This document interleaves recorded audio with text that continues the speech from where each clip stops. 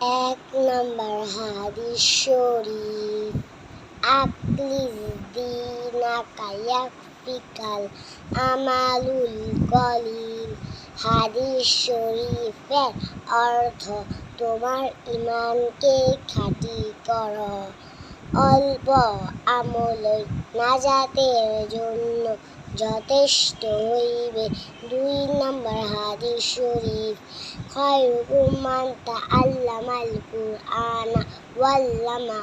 তোমাদের মধ্যে সর্বোত্তম ওই ব্যক্তি যিনি কোরআন মাজিদ শিক্ষা করেন এবং শিক্ষা দেন।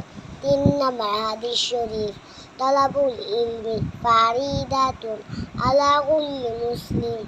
দ্বীনি ইলম তালাম করা প্রত্যেক মুসলমানের উপর ফরজ। চার নম্বর হাদিস শরীফ, আত-তাহুরু শাত্রুল ঈমান। পবিত্রতা ঈমানের অঙ্গ।